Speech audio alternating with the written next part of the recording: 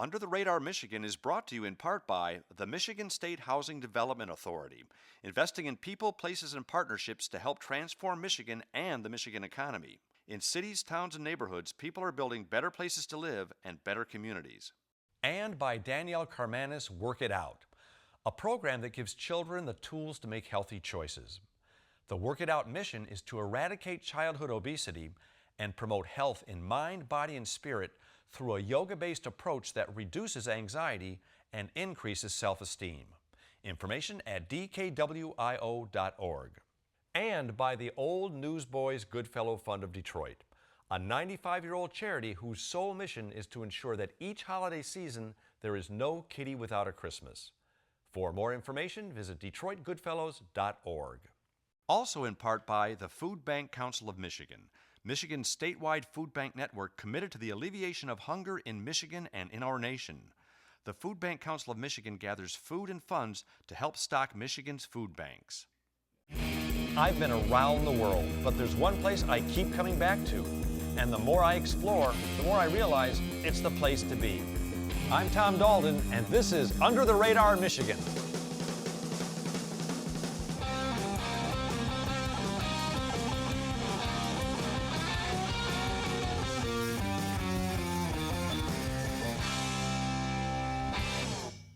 When we drove into Traverse City, I remember feeling, well, guilty for not having been there in so long. It's a really cool place, and it seems like every year they think of another reason why it's so cool. Now check this out. In the last 2 years, national travel experts have put Traverse City in the top 10 for best beach community, best food town, and best wine destination. And AOL Travel News just named Traverse City one of the top 10 coolest cities in the United States. Can't argue with that. Traverse City is located in northeastern Lower Michigan, right at the base of beautiful Grand Traverse Bay. A ton of roads will get you here, so just get a map and get in the car. This is definitely one of the most beautiful places in Michigan. The wineries are exceptional, the boating is the best, and the downtown has tons to offer. There's every kind of shop imaginable here, and tons of incredible restaurants that serve the great wines that are made right here. But wine isn't the only liquid that's made here. Here's one that was totally under my radar. Did you know that one of the top 6 best vodkas are made right here in Traverse City? I'll drink to that. Responsibly, of course. In a totally unassuming location just south of town is a little place called Grand Traverse Distillery. And believe me, they're making heads turn around the world. After a tour of the distillery, I had a chance to sit down with Kent Rabish, the man behind the still. We found out about this place from one of our Facebook fans. And I have to be honest, when I think of fine vodkas and whiskeys, I don't think of Traverse City, Michigan. How did you get into this business? Well, we're trying to change that perception. My wife and I were on vacation back in the year 2000. We went to Bend, Oregon to visit friends. Before dinner one night, we went out and they said, let's stop at this tasting room for the Bend Distillery. So we went in, I tried their vodkas and a couple different products, and what I found was, I'm Polish, love vodka, super high quality. And I came back to Michigan thinking, why isn't anybody doing that in the Midwest? So it came just because I just thought there's no one here and there's no reason why we can't produce our own high quality spirits rather than shipping everything in from all over Europe. Well, tell me about some of the products that and some of the awards you've won. Yeah, we've taken 5 gold medals at the world's largest blind tasting events. And how they work these, if you're a distiller, I mean, I like our product. I think we do a really nice job, but I also need the experts to review us. So you send them your product. They take them out of the fancy bottles because everybody's got a very nice looking bottle. They put them in nondescript glass. They send them with a tasting panel, and they do different profiles, aroma, flavor, and finish. And everybody's graded equally. At the end of the day, they rate you, maybe the top 10%, the top 5, the top 20%. And in each of these competitions, we've taken gold medals, which puts us in the top 10% of world's vodkas. And that injured dependence on foreign alcohol, we're trying to change that where people feel that they don't want to look at something from Michigan because it can't be as good of a quality as something from Europe. We're changing that, but it just takes time to change the perception. Now, you're a Michigan guy. Do you use Michigan resources to make these products? We use all of our wheat, rye, and corn are generally grown within 50 to 75 miles of Traverse City. I've gone up to Escanaba when we ran out of rye here early on, but basically we now are buying enough grain. We've bought about 400,000 pounds so far locally. We have farmers now calling us saying, look, I've got 40 acres. If I put in wheat or rye or whatever, will you buy? So some of it we buy through a local elevator, other we just buy directly from the farm. Awesome. So you're a Michigan guy using Michigan resources, selling a Michigan product in Michigan to Michiganders. Yes, that works for me. Getting to taste a vodka that was rated one of the best 6 in the world was awesome. But the really cool part was that it was made right here in Michigan. And that's where I live. Yes. Next, we jumped in a car and headed across town because there was an event I just had to go to. Now here's an event that's been above my radar for years, but for some reason I just never made it up here. It's the National Cherry Festival. It attracts over 500,000 people every year. It's in its 84th year. It's all about cherries, and I love cherries, and there's tons to do here. Traverse City is the cherry capital of the world, so every year the entire town gets together and celebrates everything cherry. From cherry pies and candies, to cherry wines, and even cherry barbecue sauce. If you can make it with cherries, it's here, and it's good. Well, once we got deep into the festival, I discovered what my crew had in store for me. It turns out that one of my camera guys entered us in a cherry pie eating contest and was looking forward to making me eat my words, not my pie. This is Kevin. Wave hi, Kevin. Kevin's gonna go down. He's gonna lose. You know why? Why are you gonna lose? I'm not gonna lose. Yeah, he says he's not gonna lose. Okay, I'm gonna call up the first That's 5 us. people if you just want to be ready The to. tension was mounting, but I could see my antics were not only intimidating Kevin, they were also getting the crowd on my side. Can I get sprinkles? Okay, gentlemen, on your mark. Get set. Go. Well, I glanced over at my pie-eating nemesis, Kevin, and I realized very quickly that things weren't looking so good. Well, suddenly it hit me. Kevin had won and I had lost, so now it's time to eat my words and congratulate Kevin. And I just beat Tom. 1:50. 39 seconds. All right. Good job. I'm a good sport. Where we went next blew my mind. It's another great story that totally reminds me why I live in Michigan. See these buildings right behind me? Pretty scary looking, aren't they? For over 100 years, this was the Northern Michigan Asylum just outside Traverse City, where patients from all over the Midwest came to get better. You won't believe what it is now. In 1989, the asylum closed down and these beautiful buildings just fell into complete ruin. And it looked like this entire 63-acre complex was destined to just decay away. Well, thanks to the Manor Group, this place is turning into one of the coolest places to live, work, and play in Michigan. It's now the village at Grand Traverse Commons, and it's one of the largest historic preservation and adaptive reuse developments in the country. They're actually turning this entire place into a self-contained community just outside of Traverse City with great shops, great restaurants, and really cool living spaces. This incredible vision became a reality thanks to the hard work of Ray Minervini. What was your inspiration? What made you decide to take on this tremendous... Well, it was, a trip to Italy was what really was one of the major factors behind my decision to do this, because I went to visit and I still have some relatives there, and we're in the little village that my great-great-great-great-great-great-great-grandparents grew up in, and it's been there for hundreds and hundreds of years. Yeah, matter of fact, I asked my cousin how old Katie was, and he said he couldn't understand. My English is poor, or my Italian is poor, and he couldn't understand. Katie, he says, is before Rome. Whoa. That's pretty old. That's right. And, so understanding, that, and these cities are still there, and they're still vibrant. There's still people living in them, Right. and they're still successful communities. Tell me about all the amenities here. Tell me about what this place has to offer somebody who wants to come to live here. We have $1 million condos, and then immediately adjacent to the $1 million condo is a $100,000 condo. You don't see that in the city too often, No. So, but we're beginning to learn it's important to have that mix. That mix is critical. You can live upstairs here in a condo. You can take the elevator down to the Mercado, go through the Mercado and stop at the deli, or you could go to the gelato shop, or you can go to the coffee shop, or you can walk across the street to the bakery, or Right. go over to the winery for some wine tasting if friends come in, Right. or go to the restaurant downstairs. So everything's right here. Like you said, people from all walks of life, all living together. in a community. Yeah. Ray took some time to show me around, and even though this project is only 25% completed, they've created some incredible spaces here. These old buildings were designed to let in a lot of light, and the spaces that they've turned into restaurants here are outstanding. It's amazing how comfortable these buildings feel. Next, Ray took me to Pleasanton. It's a real brick oven bakery where everyone in the village picks up their fresh bread every day. Oh my gosh, this is a workout. Watching her do this? Oh yeah.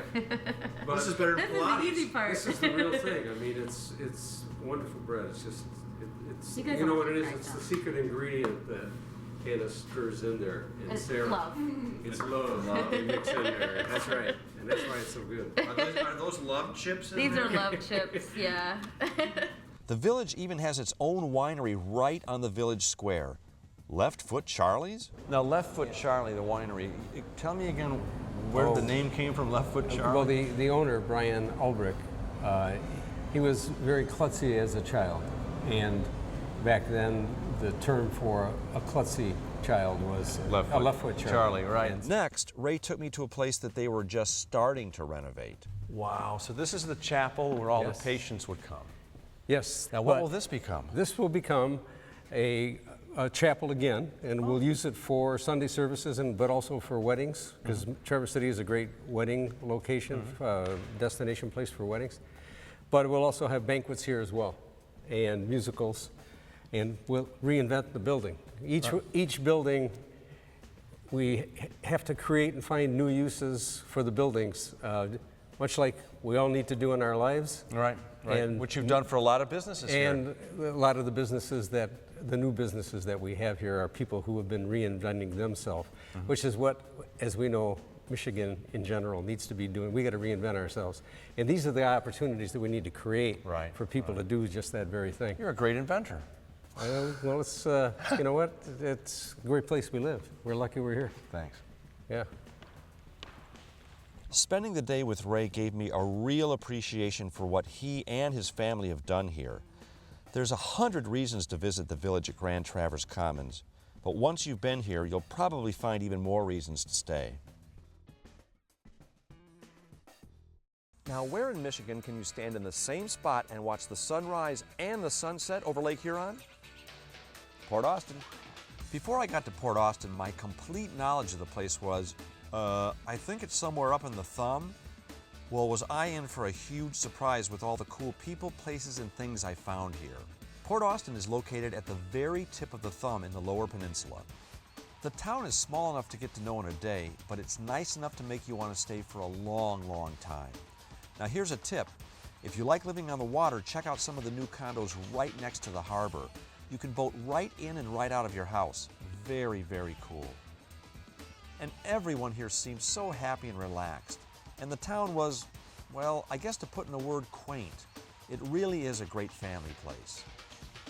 A lot of the beautiful and historic buildings here have become really cool inns and very nice restaurants. And I love it when historic buildings are given a second life because they just don't build them like this anymore. If you prefer a bed and breakfast, try the Lake Street Manor. It's a great way to relax, stay, and play. If the cottage life is for you, you'll want to meet Terry and stay at what he calls his little yellow cottages. Terry, my crew and I rolled into town this morning, and it's our first time, at least my first time, to Port Austin. Never been here before. It's beautiful. And I asked somebody, where's a good place to stay, because we've never been here before. So they said we have to stay at the Little Yellow Cottages. And I understand you're the proprietor of them there cottages. That's right. Why should we stay here? I think you should stay here because you're in the middle of town. You can walk and have coffee. You don't have to get in your car. Ride your bike around. We got the beach across the road, the pier. You know, there's water skiing. I mean, it's beautiful. Good place to bring the family? It's a great place for the family. Parks across the street and down the street. Just a lot of fun. We got a lot of space and, you know, campfires. You can look around and it's just a good family place too. You know, if you bring all your brothers and sisters here, everybody has their own cabin. They get away from you at night and you have a little space, but then you're all together. So it's a great place for a family reunion. Absolutely. What do you love about Port Austin? How come you're here? What made you decide to open a business here? Well, you know, I've been coming up here all my life, and the sandy beaches and the water. It's absolutely gorgeous up here. The people are so nice. It's a nice small town. It's like from the 50s, you know. Right. 40s, the 50s, and everybody's real friendly. Very nice. Now again, describe the cabins for us. Well, we got 2 bedrooms and one bedroom, and 3 of them we gutted this winter, and I just bought them last August, and we winterized them, put new roofs, new kitchens, new everything in them. What kind of folks are staying here? I know there's kayaking in town. We're getting people from Georgia, Maryland.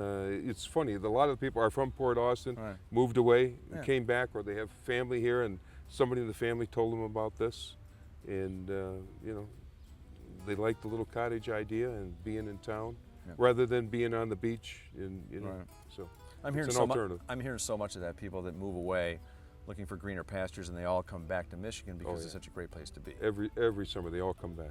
Well, that settled it. My crew and I stayed at the Little Yellow Cottages, and we had an absolute blast. Terry made sure of that. Today I'm going to try and do something that up until 2 days ago I couldn't even spell. We're going to find out why Port Austin is becoming one of the best places to kayak in the Midwest, and why there's no I in the word kayak. I met up with Chris Boyle and we walked across town to his shop. Now, Chris owns the Port Austin Kayak and Bike Shop. He rents everything from beginner kayaks to some pretty cool state-of-the-art stuff.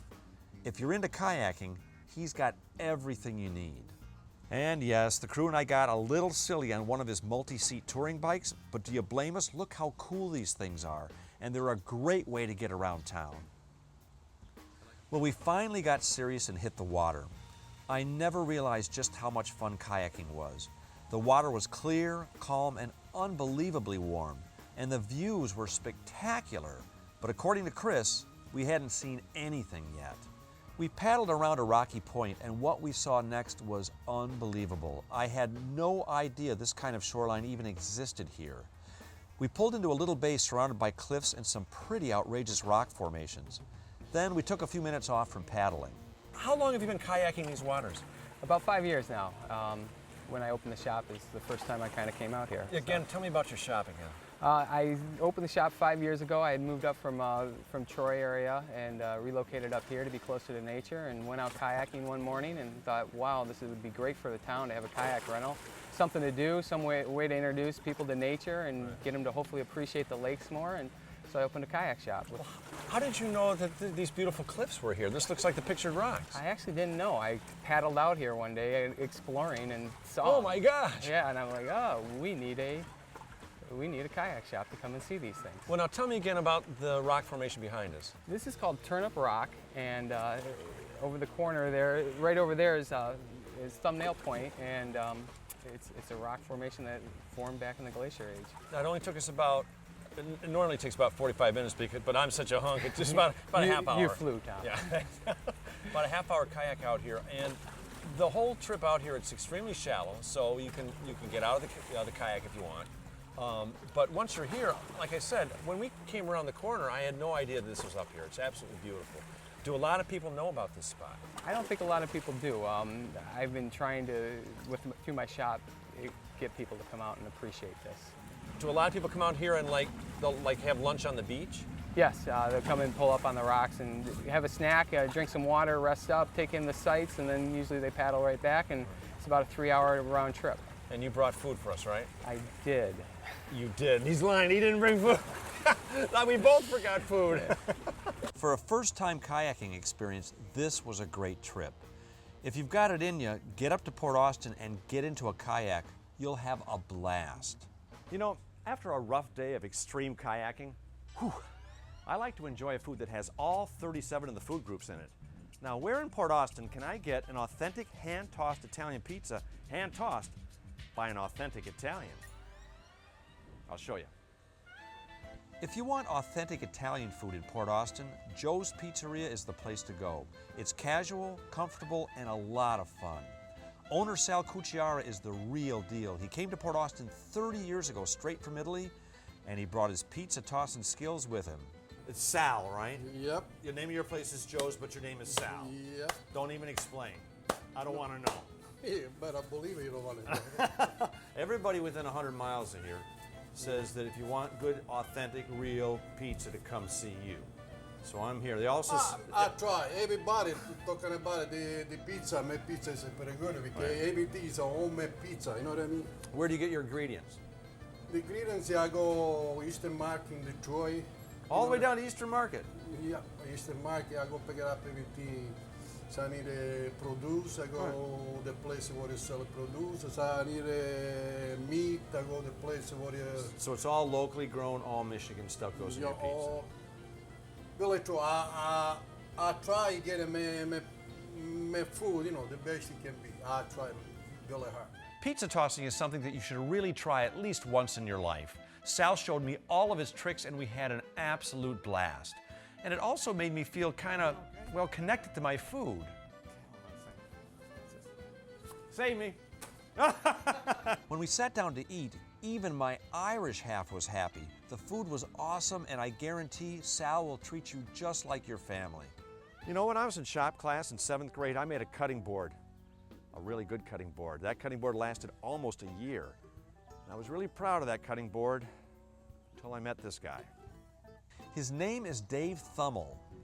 He used to be a dairy farmer, but now he takes wet scraps of wood like this and he makes incredible stuff like this. As soon as we got to town, everybody said, you've got to go see Dave. He's a retired dairy farmer, right, and that he makes the most incredible bowls out of wood. And at first I thought, well, bowls, wooden bowls, what's the big deal? Until I got here and I saw that you make art. You make actual usable art with wood. Well, right, and that's an issue that this Thumb Arts Guild formed several years ago. And I started making bowls, and I didn't know if this was really art. And I took a bunch of them to a meeting, and oh boy, they thought it was art. But art is kind of what's in the eye of the beholder. Yeah, well, what you're making here is definitely art. It's beautiful. Explain quickly the process, like this piece right here. What I love about it is the rawness of it. Mm-hmm. What's the process to make something like this? Well, I started out with a piece of green wood. Now, what's green wood? Green wood, it's wet. It might be growing yet. Oh, it's still alive. Gotcha. Right. It still has moisture in it, in other words. And I usually leave the walls about an inch thick or so, or maybe more on a bigger bowl. And then they go up on a shelf for 3 or 4 months, and they dry. And usually they'll warp some, but by leaving the walls that thick, you have enough to work with to get them round again. This particular bowl, though, was made just as it is, out of green wood, that thin. And then it just dried naturally. Right. And so you see, it isn't completely round, it's a little bit But that's off. part of it has a natural organic feel to it because it's not something that was made on a machine, it was made by a person. Right. So it's absolutely beautiful. And you have a great eye for art. And you take pieces of wood that a lot of us throw into campfires and you make them into pieces of art. Right. So I think it's wonderful what you're doing. Very good. Well, I burn wood. There's an outdoor furnace there. I burn wood for heat in the wintertime. Don't burn any of this. Well, it's gotten to the point where every time I throw a piece of wood and I'm thinking, gee, are there some possibilities here? What can I make out of this? Right. So in one visit, Port Austin went from being totally off my radar to being one of my new favorite places in Michigan. I even just made plans to take the kids up there kayaking. And let's face it, that's what it's really all about. I'm Tom Daldin from Under the Radar, Michigan. Hello. You know, I love the internet. I mean, I really love the internet. And one thing I really, really love about the internet is that you can take it almost anywhere you go. Why, look, I've got it here with me now. So next time you're on the internet, go to utrmichigan.com. You'll find links and information on all the great people, places, and things that we discover right here in Michigan. Or if you're a social networking kind of person like me and you'd like to be a part of the program, go to our Facebook page at Under the Radar Michigan. There you can suggest people, places, and things you'd like to see us feature on the program. We'd love to hear from you. Go to utrmichigan.com today. You'll be glad you did. Under the Radar Michigan is brought to you in part by the Michigan State Housing Development Authority, investing in people, places, and partnerships to help transform Michigan and the Michigan economy. In cities, towns, and neighborhoods, people are building better places to live and better communities. And by Danielle Carmanis, Work It Out, a program that gives children the tools to make healthy choices. The Work It Out mission is to eradicate childhood obesity and promote health in mind, body, and spirit through a yoga-based approach that reduces anxiety and increases self-esteem.